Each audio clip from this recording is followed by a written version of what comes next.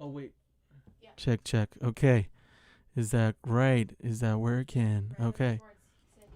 Oh, we have Thank you, Radam, for letting us know that you couldn't hear my audio. Very important to hear that. Okay, so I'm gonna make that shorter because I was just talking for a long time here. We have a very special guest tonight, but as I was saying, you can hear me. I was talking about the educational program. If you want to help us continue this program and bring some kids from different parts of the country or even other countries, like in this case, we brought some kids from Mexico to study at the summer workshop at Jazz House Kids. Make sure to get in touch with us. We would love to continue our collaboration with Jazz House Kids in Montclair, New Jersey, and Esmar from Juarez that have been supporting these kids. We want to acknowledge them because these kids are already going to college. So now we want to also let you know about what we're doing with the Jazz Exchange Relief Fund.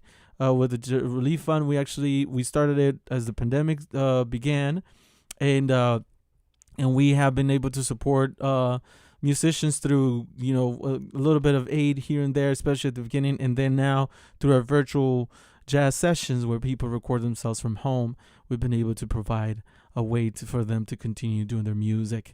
So if you want to support us, you can go to GoFundMe, type in the Jazz Exchange there. You'll see our photo there. You see what is it that we stand for, how we can help the community of musicians. Okay, so now in terms of this month, as I was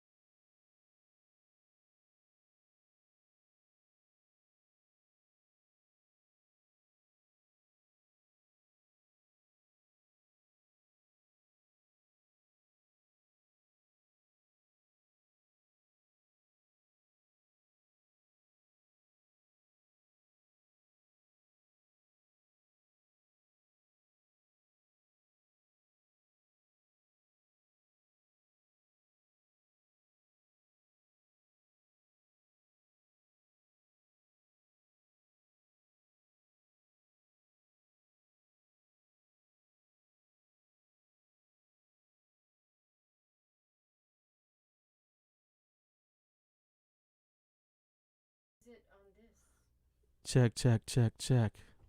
All right. Okay, the audio is off again, so now it's back on. Woo! Okay, challenges. We played through the changes like Jazz House Kids says. So we'll be checking the audio. It seems like we dealing with a couple of bugs there, but we're back on. So we're just mentioning about this live stream that we have on Friday. So make sure you join us, and you'll see a lot of the things that we have been doing through the Jazz Exchange and through one of the specific programs, the virtual jazz sessions. Okay, so now without further ado, we have a very, very special guest. He is an amazing. He's my friend. I consider him my friend, even though I've only known him for not that long. But he is a wonderful musician and a wonderful person, and we are very honored to have him here this evening. And he's an amazing drummer. His name is David F. Gibson, and he's been in the scene for a long time, playing with some of the top musicians and bands in the history of. I can say that, I'm not it's not an understatement here. This is, I can say that he's part of this music. He will always be with this drums. He's an amazing drummer. He's been on many recordings, and he's been on tour around the world. How about we give him a warm welcome, Mr. David Gibson. How are you, sir?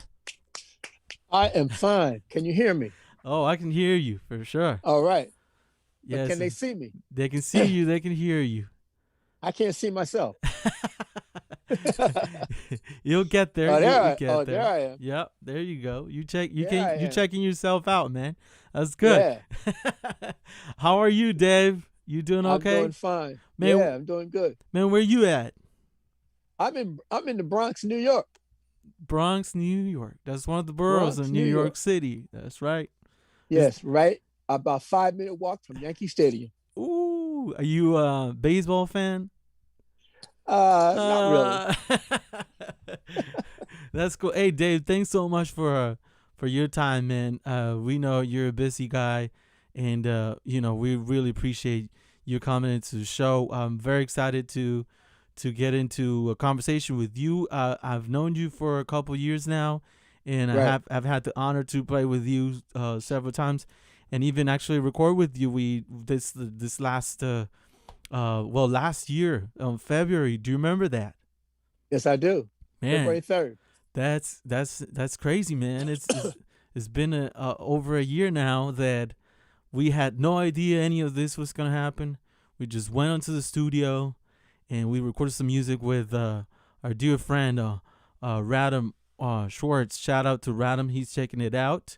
We did All something right, with man. the Oregon Big Band. Man, talk about that, man. Just briefly there, you've known Radam Schwartz for a long time, right? I've known Radham, yeah, for a long time. I'm say about maybe 10, 15 years, 10, maybe, 15 I guess. years. Yeah, yeah, yeah. We done some gigs. We would do some gigs from time to time, but then we started doing a gig with Bill Saxton Bill in Saxton. Harlem every other Sunday for like, I don't know, for the last 4 or 5 years. Man, shout out to At Bill a Saxton, right?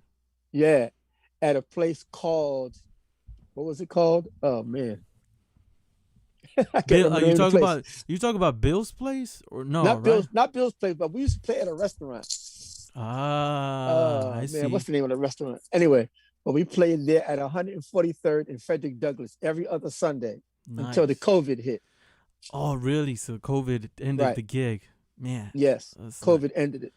Man, that's crazy, man. Man, how you holding up with this COVID situation? You Well, doing I all got right? my vaccines. Yeah, man. You got I both of got I them? got I got both my vaccines. Yeah. Man, I will show you right now, but I just got my second one. Like When? I would like today. I was just Oh, you like, got it today? oh yeah, man. So if I start like, dripping and falling asleep, you know what it is. Yeah. No, but I'm actually feeling pretty good. Uh How's your arm? Is your arm hurting? man, for It people hurts. checking it out, like It hurts, I don't don't it? it hurts, It's man. gonna hurt tomorrow. Yeah, I got the same vibe last time I got the first shot. I was just like, Okay, so you just got the second shot. yeah, I just got the second shot. So, if you checking Okay. out this out, you trying to make sure you're not sure if you're gonna get the shot, man, just get it. I was Oh, I just got checking mine. out, for the people listening, you not you they're not decide they're kind of second guessing if they should get it. I mean, they're saying it's I was just checking out on the radio too, like it's 91% chance, lowers the chance that you're gonna get into the hospital. I mean, 90% chance of lowering the risk of getting to the hospital is pretty good to me. Well, one thing about getting the vaccine, it will lower the risk of going to the hospital. And then if you get the vaccine and if you get COVID, it will not kill you. Exactly, yeah. That's the So thing that they're trying to stop. They're trying to stop people from dying from it. exactly. Yeah. So, you all the listeners out there, you trying to make a decision, let's just go based on that. I mean, yeah, you'll feel bad the next day, but it's one day, man, compared to all this like really sad stories that we've heard of jazz musicians too, Dave, right? Like Right. that we've lost. Did you, That's right. eh, Mike Longo, Mike Wallace Rooney, Bootsy Wallace? Barnes, Alex Lane, uh, a few more, there's a Oh couple more. man. But yes, Yeah. but they're the ones that I remember right now. Yeah, man, it's terrible, because they're strong people, that they one would think that it wasn't their time, right? Right. But I'm glad we're around, man, and I know as we were talking and I know we just talked about COVID situation. Do you remember when we went to we went to the studio in February to record this album. We actually have Right. a track from Okay. the session that you want us to share. Yeah. So we'll check it out. But that was really cool, man. We recorded like about 8, 9 tunes, and then we went to we did that at Sound on Sound on Montclair, In New Montclair. Jersey, Right. In and then Montclair. and then we went to the mixing session Right. right before they closed everything. Do you remember that? Yes. March, I think we was in this mixing session Man, March 17th or 18th. And then the very next week, they closed New everything York closed. down.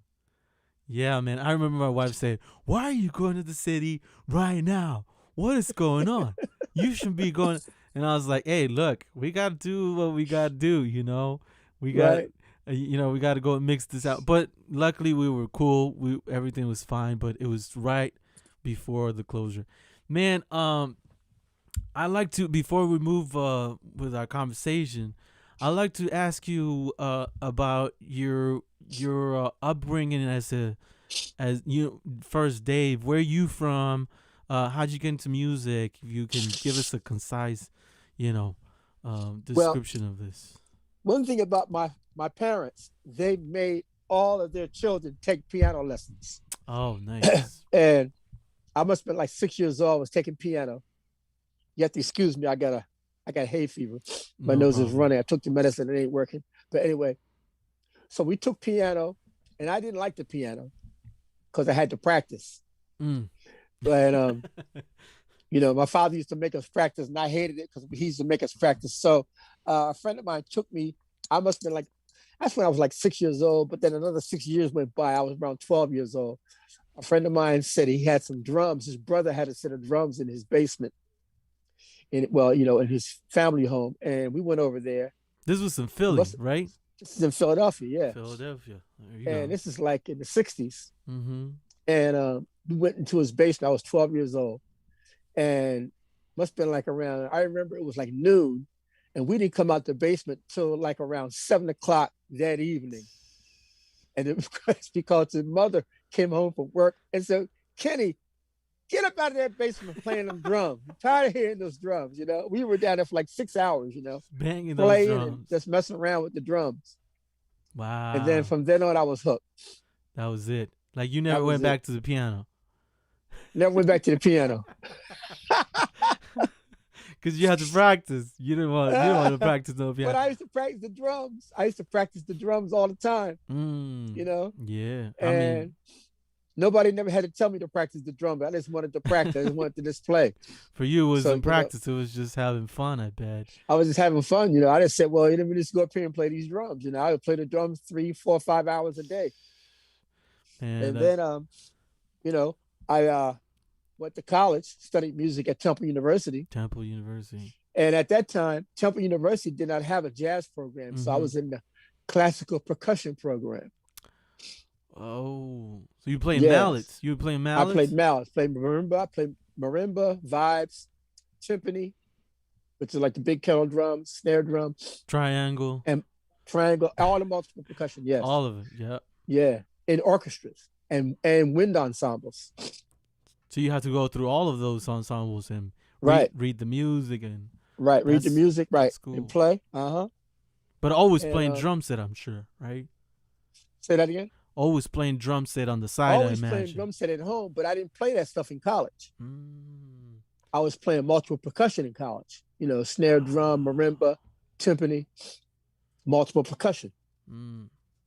So then there was no jazz at all. No, nothing. They did have a jazz band in the music department, and I played drums in the jazz band. But I never studied the drums in college. Like they have it now. Now they have drums. You can study drums. You could be a drum set major in universities now. But when I was going to college back in the 70s, they didn't have drum set majors. Not in Philadelphia, they didn't. Wow, that's crazy. So. And then when I graduated in 1979. They still didn't have a jazz program at Temple. I don't think Temple's jazz program didn't get started until sometime in the 80s. I see. Okay. Yeah. I think I was long gone. Right. I think Terrell Stafford is now the director, Yeah, right? he's the director now. Yes, That's right. Okay. Terrell Yeah. Stafford. Yeah, Man, that's so. But I imagine. I imagine were you gigging at an early age, like when you were in college and stuff, or I was what's your gigging in college. Yes, but I was working. We had a little band called the Imperialistics, and when we put the band together, I was like around 13 years old. We would play wow? in the neighborhood Mm-hmm. with a couple of guys in the neighborhood. One played when Billy Nash played the guitar. Billy We had Nash. Thurman Robinson on bass. I was playing the drums. We had two drummers. Kenny Brooks was playing drums, Two and we drums. would and we would do performances in the neighborhood, and we would get paid. Oh, cool. You know, and it wasn't a lot of money, but we were getting paid. You know, Right, right. but we were playing, we were working. But how is it that you got into jazz? I got into jazz from smoking marijuana and hanging out with an older guy in the projects in Philadelphia, in Frankfurt, where I live, where I grew up at. Mm-hmm. And we would go over to his house. He would smoke weed, and he would put jazz on. He would put Miles Davis and Pharoah Sanders, and we would listen to Wow. that stuff. And we'd be high. We listening and listening. I was like, man, wow, this is some great music, man. I really enjoy this music. Right, right, right. So I never even thought that I would be playing that music, because we were mainly playing R&B. R&B. Trying to imitate the singing groups. Right. You know, Who who who like were, who were the groups back then? Earth, back Wind, we and were like Fire. we were imitating the Temptations, Temptation. the Four Tops, Mm-hmm. all of the Motown stuff. I remember my first drum solo was from Cold Sweat from James Brown. Oh, wow. That's the first drum solo that I played on the drums, Uh-huh. and just from listening to it, and just sitting at the drums and copying it. But I Transcribing it. never got into playing jazz until I started listening to jazz at my Mm. friend's house. Wow. And yeah, Man, that's it. And so as we're talking about your education growing up and getting to jazz, did you ever study with anybody like the drum set, like outside, that or you went to a drummer's house and just jam like a jazz drummer or well, before I went to college, I took drum lessons with a guy by the name of Armin Santarelli. Armin Santarelli, he taught basically um, stick movement. You know what I mean? Working on your hands, getting your hands together. So I Mm. practiced working on getting my wrists and getting my hands together, understanding the bounce of the stick on the drum set. Mm. On the actual drum or the snare drum. I And we see. did that. I studied with him for about a year and a half, and then I studied. At the same time, I was also studying marimba and timpani with another teacher. Mm. And I then I see. took my audition to go to college, and I made it in college. Man. You What? know, Hey, Dave. Was it hard for you? Because I know you mentioned that your dad was already musical and inclined, right, to get you guys to do lessons. Was right? was it hard? Was it kind of hard for you to decide? I'm gonna go for music. Did you get any like pushback from the family, or like back in your time? Was it like accepted that you wanted to study music? Go ahead and do it. Yeah. Oh, yeah. It was accepted. It was Nice. accepted. My father wanted me to pursue other things, but I told him that I wanted to be a musician, Mm-hmm. and he went with that. Because I remember I would come home and I would practice the drums, and I'd be upstairs playing, playing, and playing. I would come downstairs. My father would come home from work, and he would be asleep on the couch. Mm. And I said, Dad, how do you sleep when I'm playing the drums like that? He said, well, when you're playing the drums, I know where you are. I can relax. That's So, true. because I was one of those family members that was never home. I was always in the street, came home from Mm. school, did my homework, You're out. or didn't do my homework, Or and I was did in the street.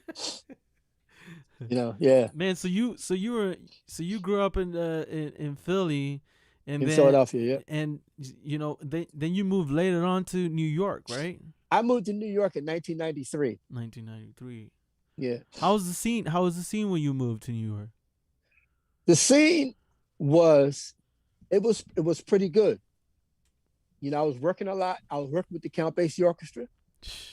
At the time. Wait. But man, you jumped right on it. So you just came to New York and you already, or you were working with big bands back. I was working. I was working with a big band in Philadelphia called the Joe Sutler Swing Machine. I worked with them, and we featured Frank Foster one time. Joe Sutler would bring in different artists from New York. He brought in Frank Foster, Jimmy Heath, Freddie Hubbard, John Faddis. Okay. And one thing about Frank Foster, he was such a loving guy. I got to know him a little bit. So I talked to him and I gave him my phone number. And about 3 years later, he called me. Wow. And wanted to know did I want to join the Count Basie Orchestra. Now, I worked with Frank Foster in 1985. Frank called me in 1988 to come join the Count Basie Orchestra. Man, you got the call from Frank Foster to right. That's right. Wow. Yep. Okay. You didn't have phone ID back then, so you just had to answer the phone and recognize the voice right away. And Frank was on there. Man, that's really cool, man. I mean, Frank Foster's such a legend of this music, man, and an amazing arranger, saxophonist. Man. So he called you 3 years. So never saw him again after that first time. Just one day you got the call. Got the call. Wow. I mean, I went to Basie Band. I'm sure people I'm sure he called some people and asking, hey, is this cat, is he cool? Well, I don't know. We had already played with us. He played. He already heard me play. As a guest, right? He was a guest artist, and I was playing drums in the big band that accompanied him. So man, he already knew how I played. So and so you joined the band, the Basie band. How was your experience? Oh, I think your camera turned. Oh, there you go. Yeah, there we go. Here I am. So how was your experience with the Basie band? I mean, man, Count Basie. How did you feel? How was that feeling to you, man? I mean, I know you play with so many bands. You're an amazing drummer. Start off. Thank you. I love you playing, man. And but maybe can you expand on how was your feeling of like, man, I got a call from Frank Foster. His name had a lot of weight back then, like it does today. I'm sure, right? How did you feel like? Oh shoot, like nervous or anything like that? I'm scared to death, nervous. Playing. I remember they called me. This is before 9/11, so we talk about 1988. So I packed my drums up and put them on and playing to Chicago. To Chicago. So, I went to Chicago. Yep. Is that? But that's the Congress Hotel. Oh, that's where they were staying at the Congress Hotel for about a week. Wow. They were off for about a week, so they said, "Well, we're gonna bring David Gibson out." Took my drums out there, and we rehearsed for like 2 or 3 days. And then we was on the road. Who did you replace? I don't even see who did I replace. It might have been. I think it might have been either Duffy Jackson. Or Charlie Persip. I think it was Charlie Persip. Charlie Persip. Yeah. Rest in peace. He just passed away. Yeah, he just passed away. That's right. Yeah. Man. Excuse me, I got these allergies. It's killing me. That's cool. Yeah. But anyway, Charlie Persip was in the band. But Frank wanted to get a younger drummer, so he called me and I went out there and I played. That's 1988. How old were you when you joined the band? I was maybe 34, 35 maybe. Man, that's and everything. So just kind of expanding on that experience, like you rehearsed with the band. Did you like have to learn a lot of music for it, or is this something that I had to learn? I had to learn all that music. I mean, I had went out and bought records. I found tapes. It's before CDs. I think CDs were happening, but I don't know if I didn't have a CD player at the time. I think I just bought some cassette tapes and some LPs. And I listened to those and played along with those in my basement. in Nice. Philadelphia. When I went out there, I had a good grasp on the music that they were playing. Yeah. And, yeah, Man, it's like it's the real way to do it, right? Like you want to play yeah, with. yeah, I've heard so many times, the cats, and I've had the chance to do the same process of like, I want to play with these people. You better check out their music, what they're doing, so that when they right. call you, you're ready, right? Hey, Dave, as we're talking about like you playing with bands and everything, I'd like to continue that conversation. But we have some music that you prepared for us, talking about Okay. with different ensembles. Uh, would you be okay if we share one of the tracks that you have ready for us? This track would be, if I'm not mistaken, this track um is Minor Mode Minor mode. by Bill Bill Barron. Barron. This This is is with the Sugar Hill Quartet. this is with the Sugar Hill. Okay, cool. And this is a composition by Bill Barron, who's Kenny Barron's brother. Right. Right. Okay. So how about we listen to the track, and then Okay. we can talk about it. You down? Good. All Yeah. right. So this is Minor Mode by Bill Barron, featuring Dave Gibson of drums. Hope you guys enjoy.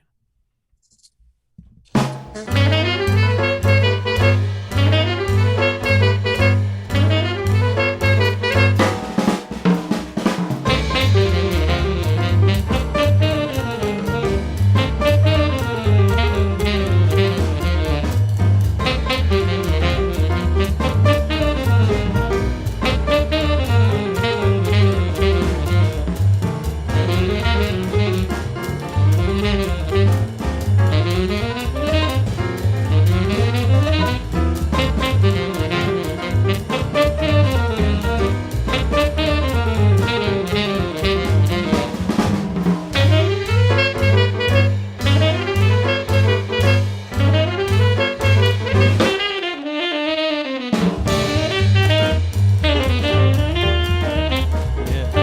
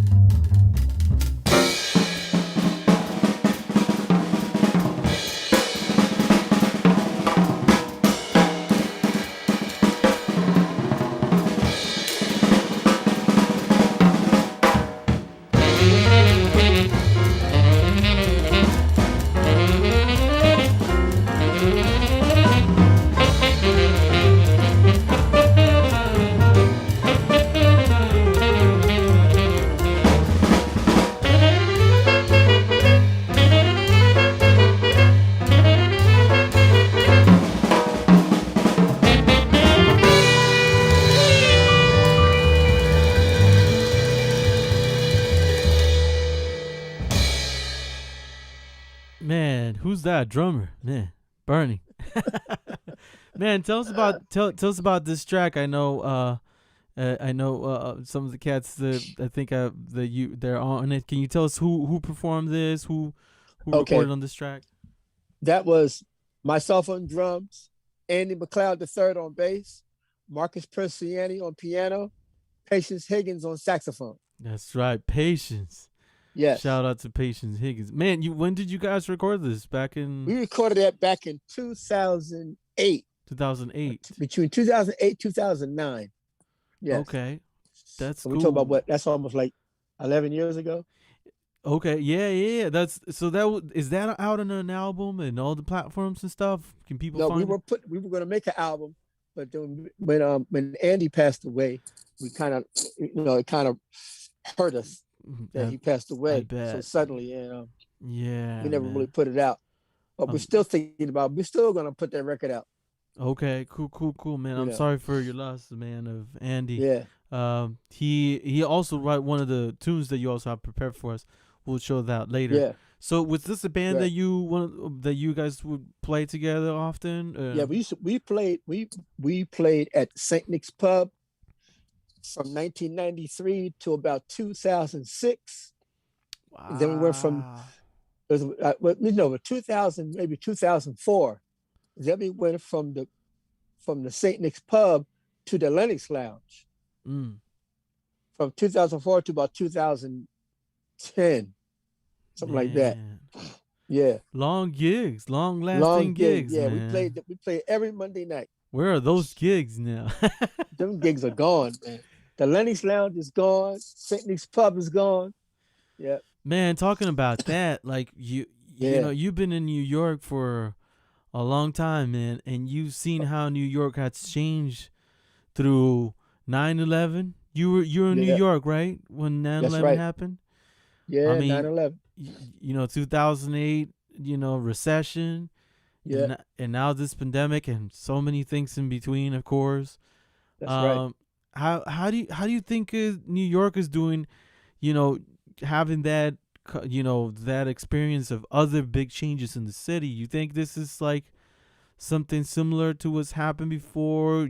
You're positive we're gonna get better, and how do you Well, feel? let's put it like this here. I hope we get better, but this is the worst I have ever seen it.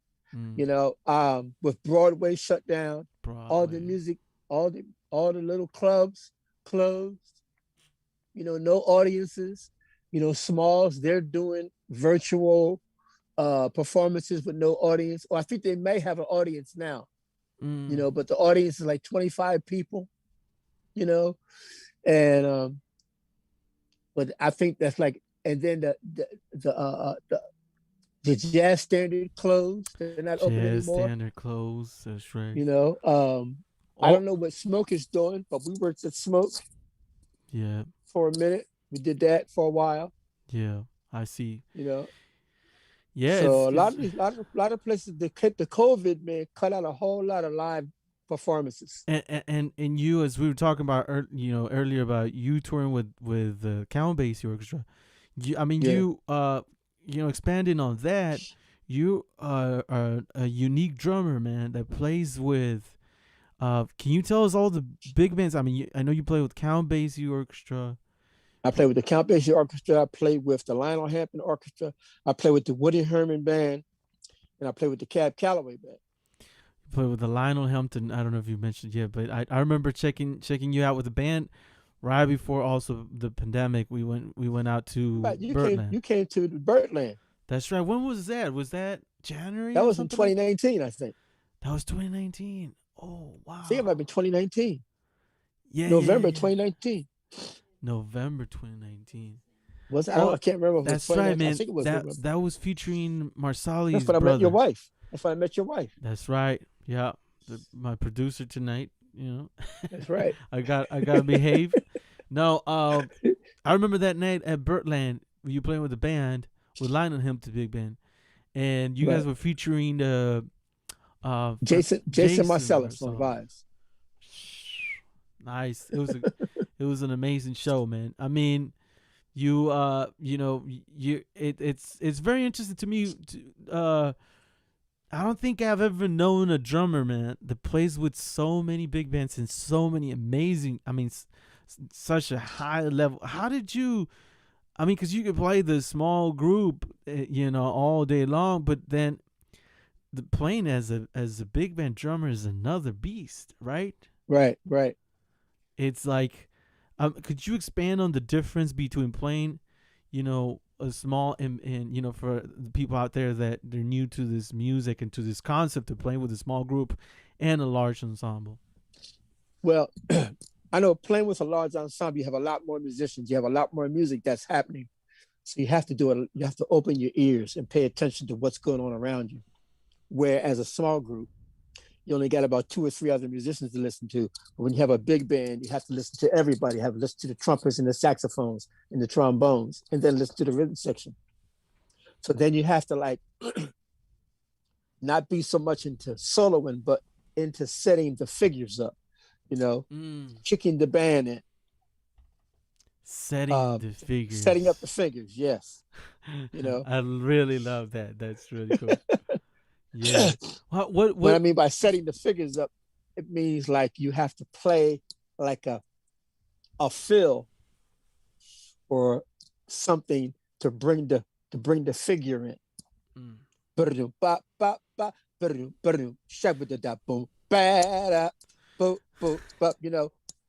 Just playing something to bring the band in. So if the band is not paying attention, when you play a figure, they know they're together. Yeah. You play a fill to bring them in, it makes the band sound tight. Tight, right. Yeah.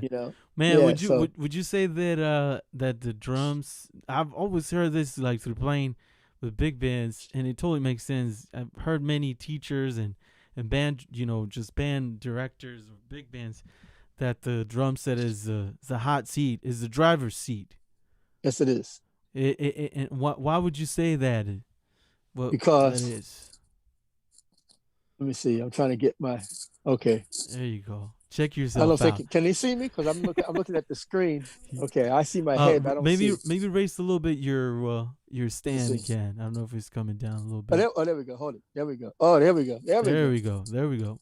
Yep. Anyway, what did you say now? No. The drums are the driver. Is the driver's seat in the band. Yeah. Because he's the one that is that keeps the tempo. He's setting up the figures. The conductor will count the tune off, and it's up to the drummer to hold the tempo together. Right. I feel like the drummer has to know everybody's part, right? Pretty much, yeah. Like you have to know what talk about the big band, you have to know what the background hits are doing. You have to know what's going on with the soloist. You gotta keep that bass player tight, with you. I mean, it's quite a thing, man. What does it make you be the cat that everybody calls, man, for all these big bands? Nowadays, I don't get called as much as I used to get called. Right. But it's COVID, man. It's COVID. It's my phone again. Hold it. Oh, yeah. Hold it. All right, I'm back. Yeah, somebody was trying to call me. I don't know. I think it was because at the time when I got to New York, I was getting called a lot to play in big bands. But since 1993, all the colleges in New York started having jazz programs. So they started bringing people from all over the world to come here to study. So excuse me. Bless you. Excuse me. Yeah. So a lot of musicians, a lot of drummers came to New York. A lot of young guys. I'm talking about some really talented young drummers are living in New York right now. Yeah. And, and they're young and they understand the music.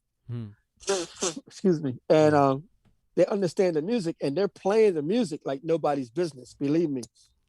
So, and that is what's been going on right now. You got Jazz at Lincoln. You had Juilliard, which has a jazz program. So you have people from all over the world, talented people that are auditioning and going to college there. You had the Manhattan School, then you have NYU.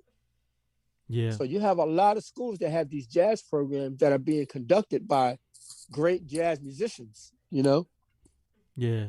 Would you say that, like, because I always known that, that New York is where the cats are, where everybody lives, that top players. How would you, because, as you were saying, now you have all these music programs and it's bringing all these people, really talented musicians from all the world.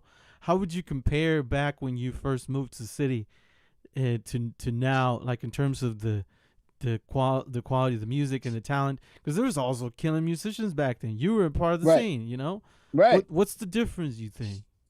Well, one thing about being a drummer, I'm finding out, the older you get, the older cats want to bring in a young drummer Mm, because the younger drummers have fire and they got a lot of energy, you mm. know. So, and that's cool, but I still work, Man, I'm not.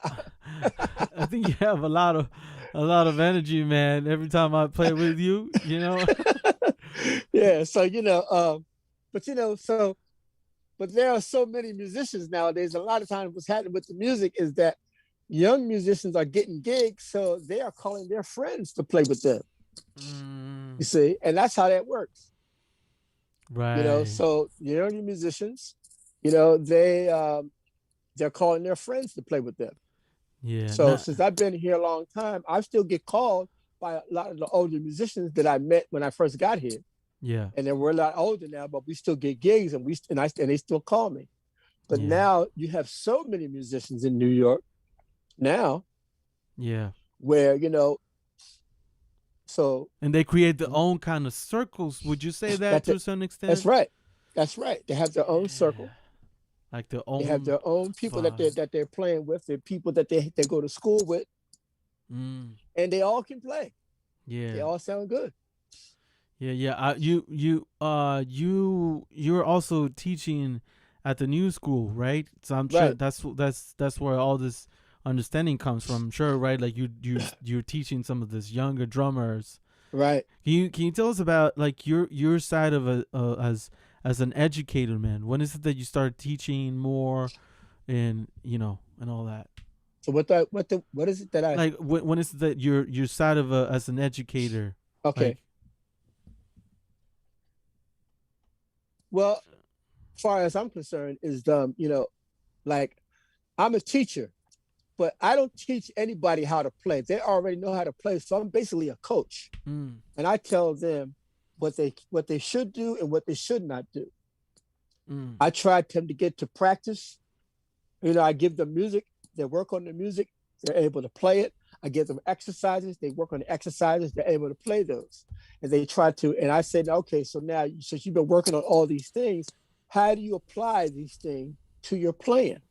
mm, So that means you're going to have to get with some of your friends and work on these things that we've gone over. And yeah. that's what I try to get them to do.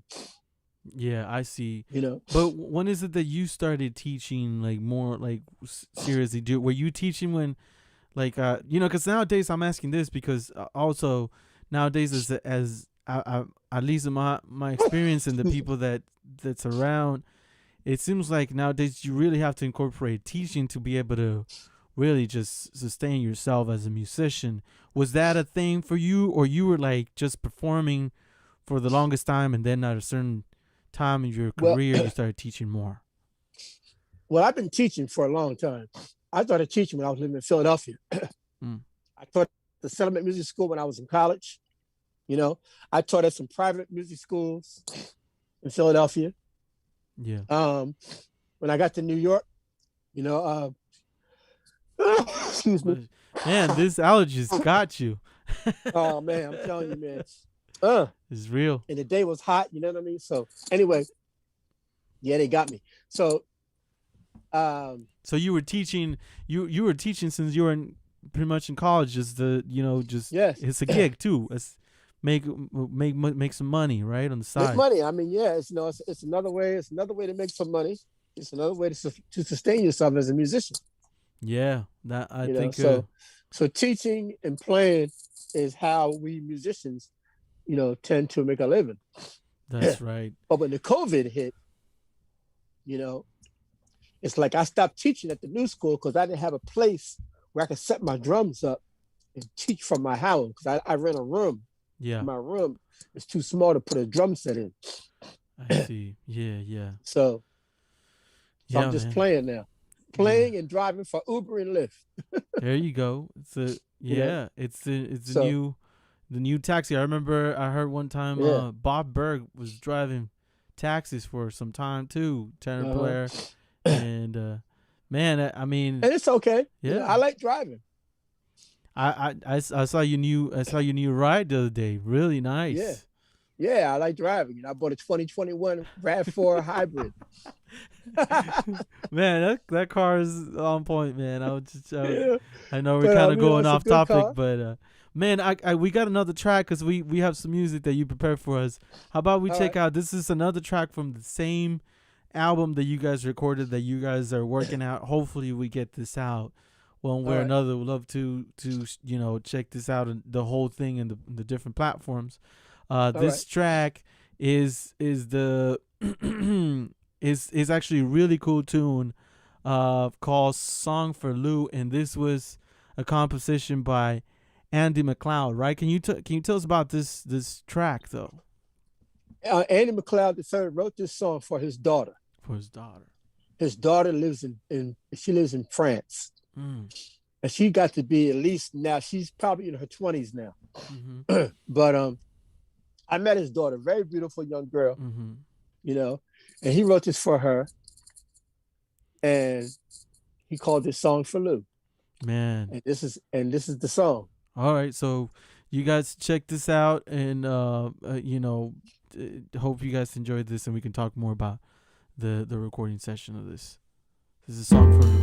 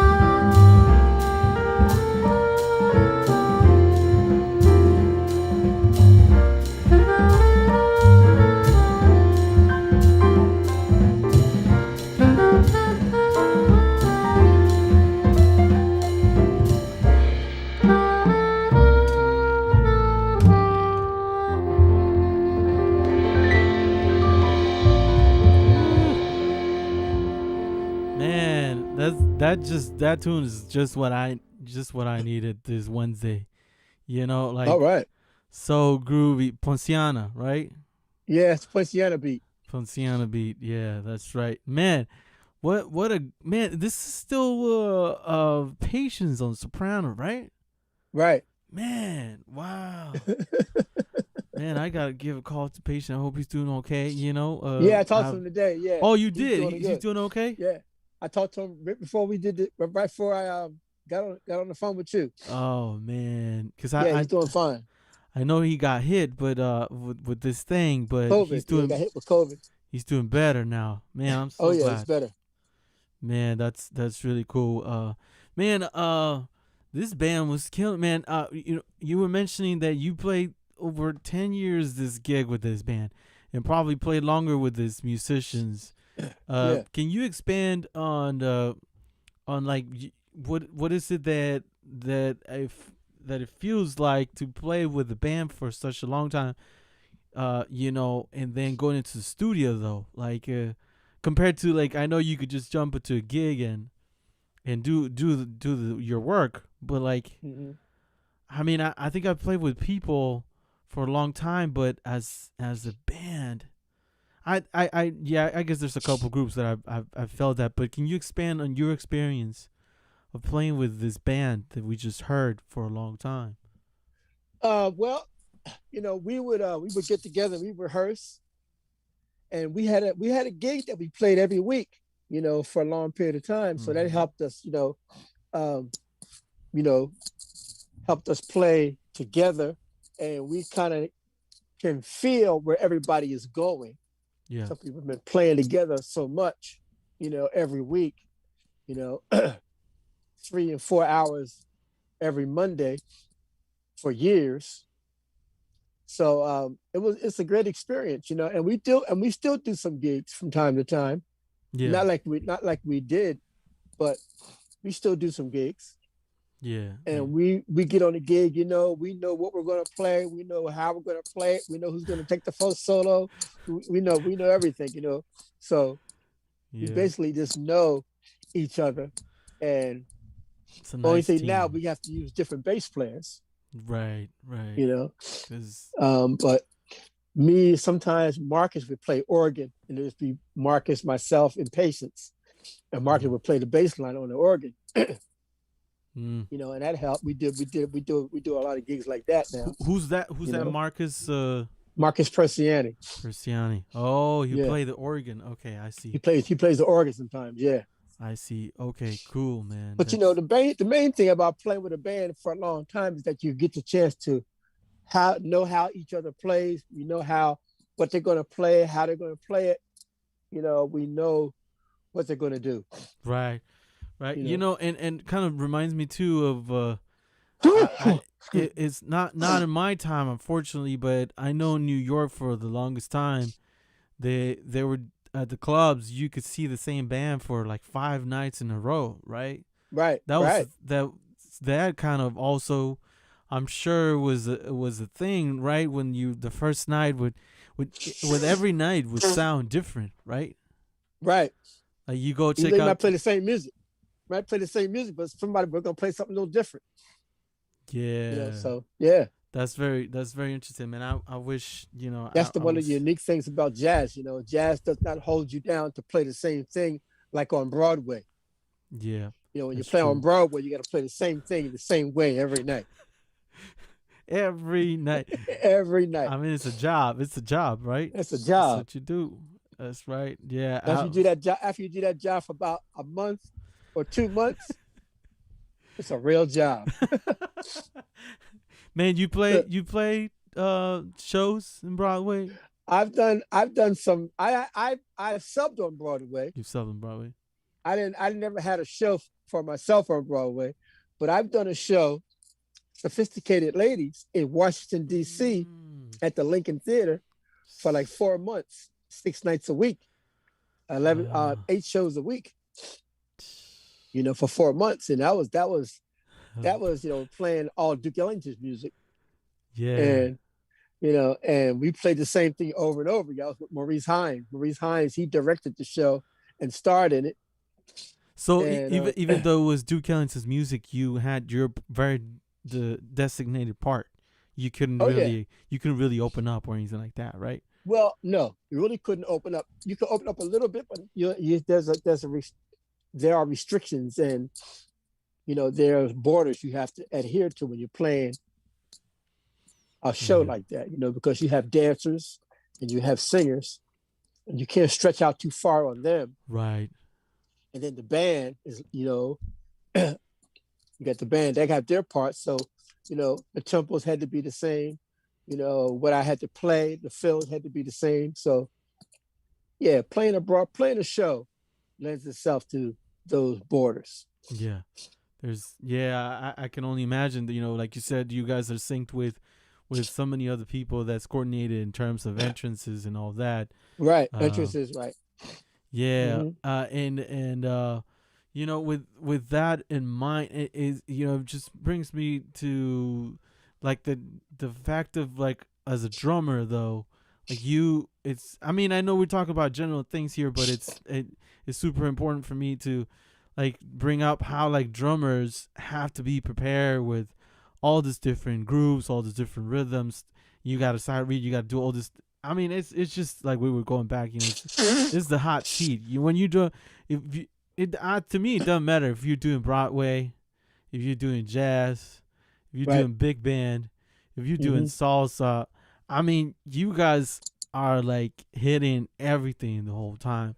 Man, going back with you playing with the big bands though, could you share any like stories or cool things that or experiences that you had touring with, like maybe your first tour with the Count Basie Orchestra or something like that, to shed some light on how is the life of the musician in a context like that of like touring and playing hard, like going hard every week. Well, the one of the main things about playing with a band like the Basie band or any of those big bands on the road, you have to get your rest. I mean, they're a guy. When I played with the Woody Herman band, we toured like 6 months straight. I remember working like 2.5 weeks with no day off, with the Woody Herman band. But when I worked with the Basie band, we worked 40 weeks out of the year. 40 weeks out of the year. Yes. Wow. Because one thing about when I played with the Basie band in the beginning, I played with them for a year and I left, and then I got called back to come back, and so I worked with them from 1988 to 1989. 1989, I went out with the Woody Herman band. Mm-hmm. We worked with the Woody Herman band for 6 months. And then 1990, I went back with the Basie band, stayed with them until 1995. But you have to get your rest. You have to listen to the music. You have to constantly practice. You have to try to keep track of all of what you're doing in terms of your luggage.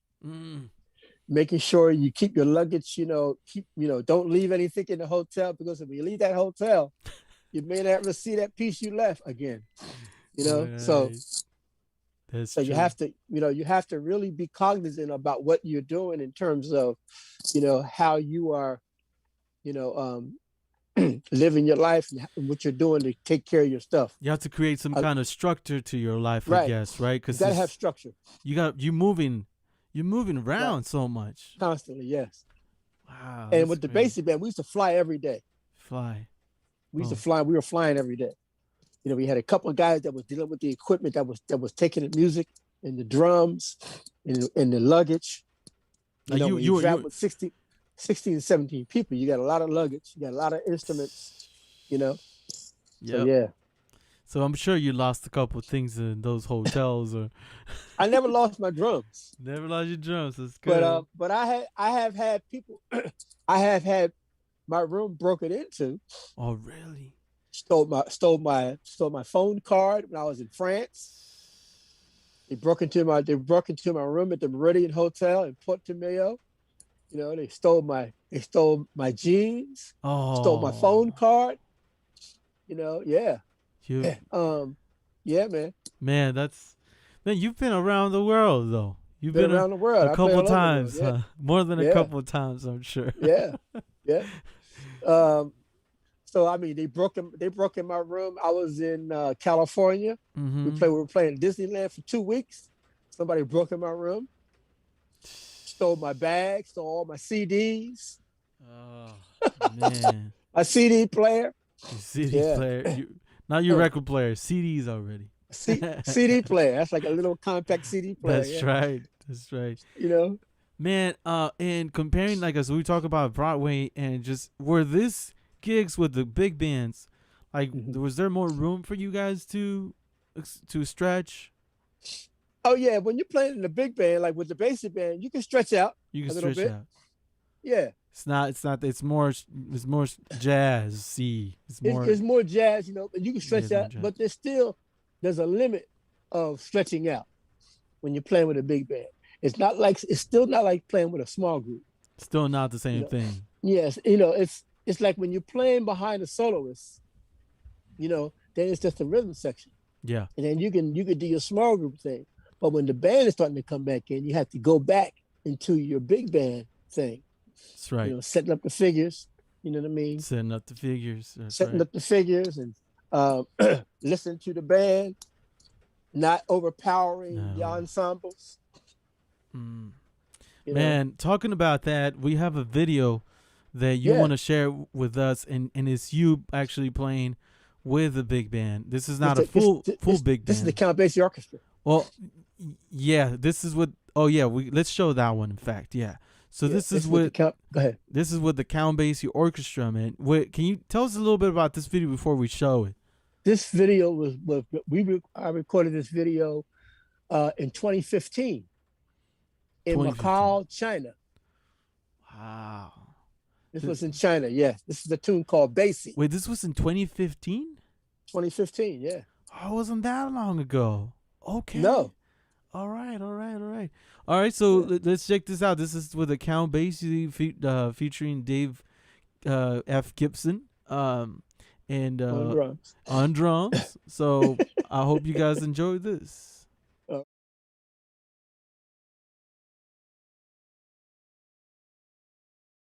Represents what we're all about, and is composed and arranged by a gentleman by the name of Ernie Wilkins, and this is simply called Basie.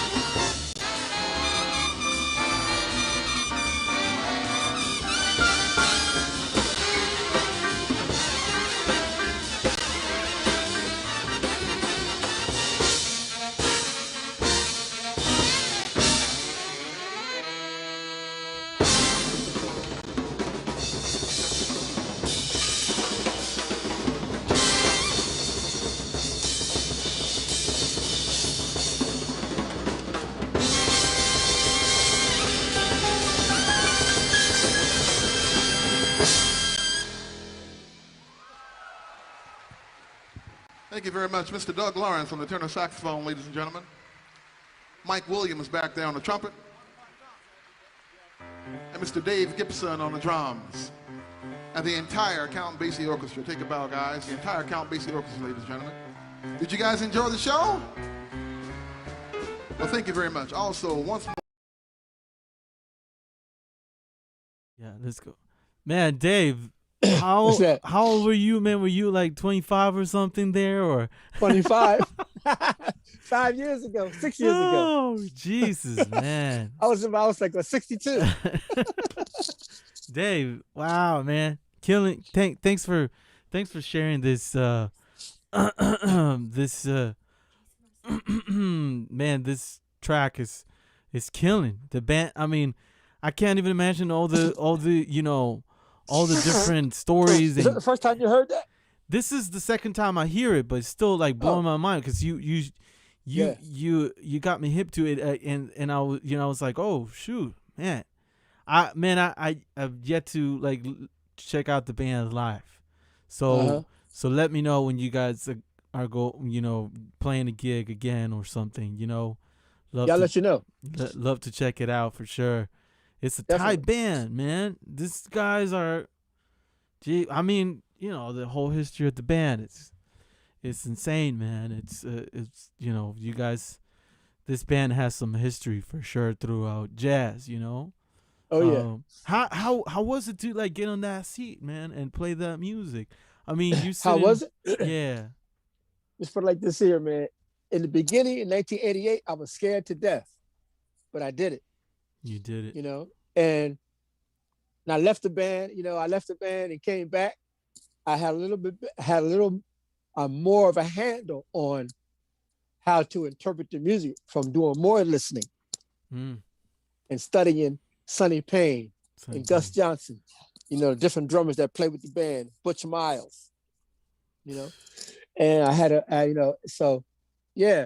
But when you play with a band like the Basie Band or the Ellington Band or the Lionel Hampton Band, you have to do your homework. Yeah. You have to understand the different styles that you're playing, because when you play with the Ellington Band, it's another style altogether, even though it's swinging and it's grooving, but it's a different style. Duke Ellington wrote differently than Frank Foster or Thad Jones and Ernie Wilkins, the guys that wrote the music for the Count Basie Orchestra. Yeah. And then you had guys in the Lionel Hampton Band that would write charts for Lionel Hampton. That's right. But the Duke Ellington Band, when we played the Duke Ellington Orchestra, all those charts that we're playing was written and arranged by Duke Ellington. So, so right there, that's a different style altogether. Man, so the books that I know, for the people that don't, they're not musicians that are listening to this, each band has its own book. It has its own, like, as Dave is mentioning, each band has this, its own set of songs that they have developed throughout the years, that they make in part of the repertoire. And this is the books, man. It's crazy. The Count Basie book, Duke Ellington book, the Lionel Hampton, the Calloway book, that's a lot of music right there, man. How do you do it, man? How do you shed some light on how do you stay on top of all this different hit? Because you're not just going, you're hitting things all over, like setting up phrases and ensembles. Right. Well, like the music has a lot of the music that's written out has a lot of stuff in the chart. So you listen to the chart, you rehearse with the music, you listen to a lot of the music that was recorded earlier, and and you try to incorporate those different aspects of those particular bands of what the drummer was doing. You try to imitate what the drummer was playing on those particular tunes. So it's like acting, it's like, you get a script, Right. You look at a piece of music, and there ain't nothing but notes on the page. So how do you bring those notes to life? Yep. So that's what we try to do. We try to bring those notes to life. And where it sounds like, even though we're reading music, but it's not just notes on the page. We're making it happen. Yeah, you're bringing the notes to life, like you said. Right, we're bringing the notes to life. We're making the notes. We're bringing the live aspect of what the composer and that's trying to say. It makes so much sense. You bring in this thing, you're giving energy to bring these things alive. I mean, I was checking out your solo there and playing with the band. I mean, the times that I've had, many times I've had a chance to play with a big band, it's always really cool when the drummer's really on top of things, like you said, setting up the phrases and doing, all the stuff that it's like allowing the band to play together. Man, I know when we talked about this interview, we had discussed about covering some topics and, with the pandemic and all that. I know we have one more video. Show that video because I know we're running out of time. Yeah, let's show the video first, and then we can wrap it up. Talk about it. Yeah. Yeah, for sure. This is actually one of my compositions called "What to Do." This is recorded with the organ big band, Radham Shores organ big band.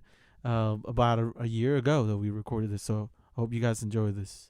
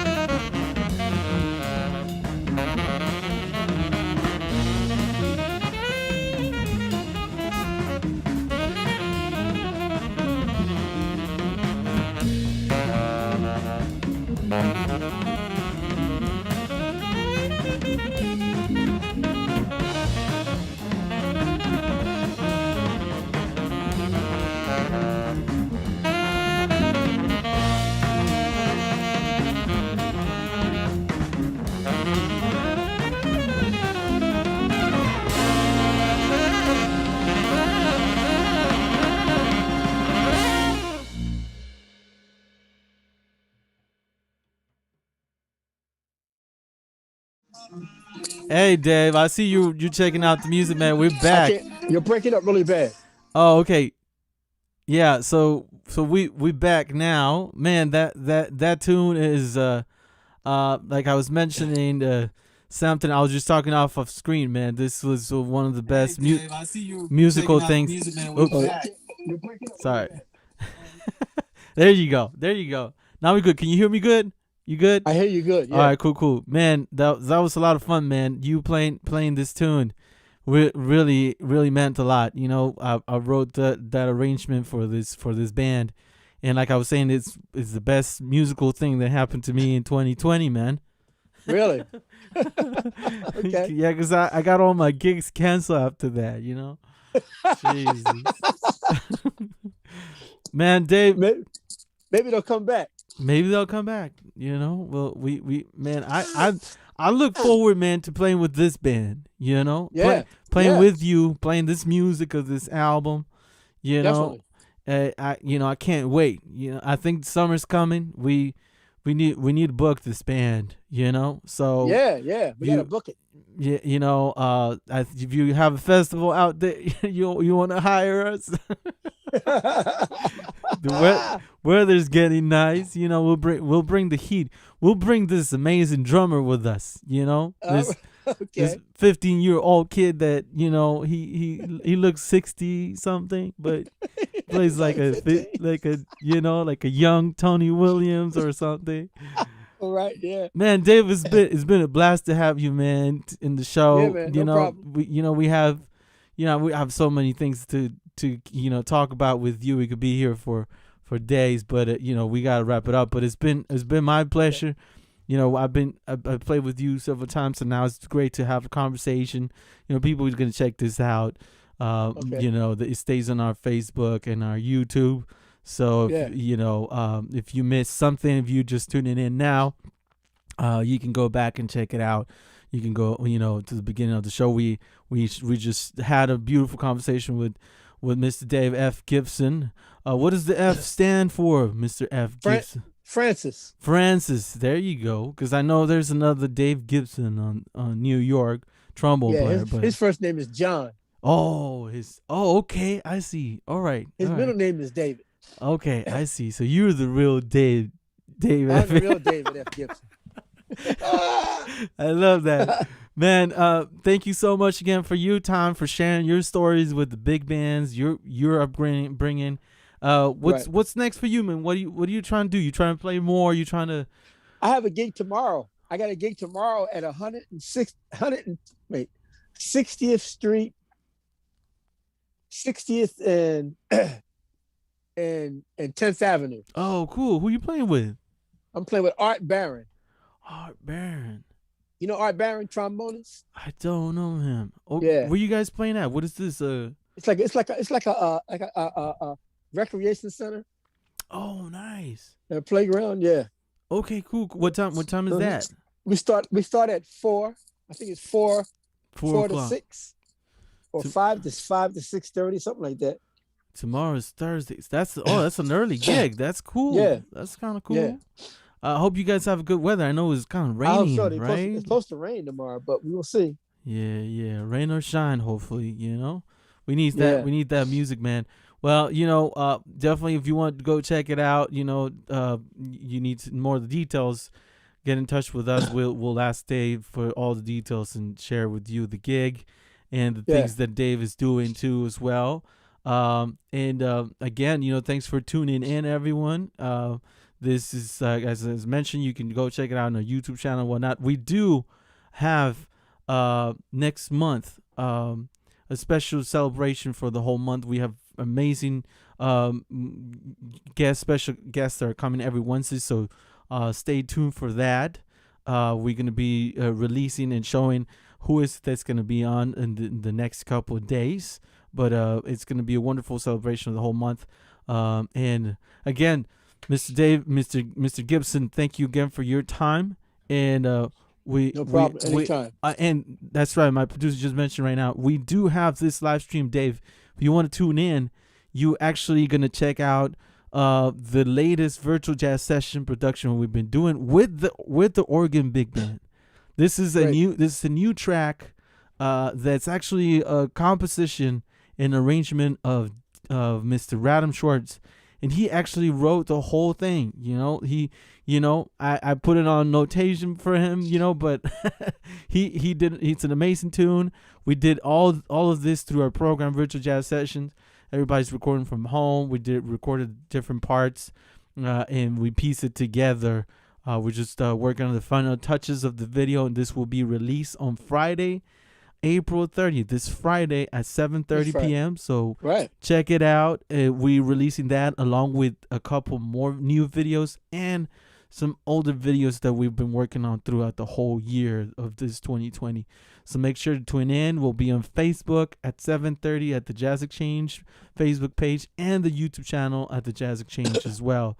So make sure you put it on your books. You can go to the Facebook event and RSVP. You can go to our website at TheJazzExchange.org and RSVP for the event. It's completely free, and it's going to be in coordination with International Jazz Day. So they're helping us put the event out there too for everyone.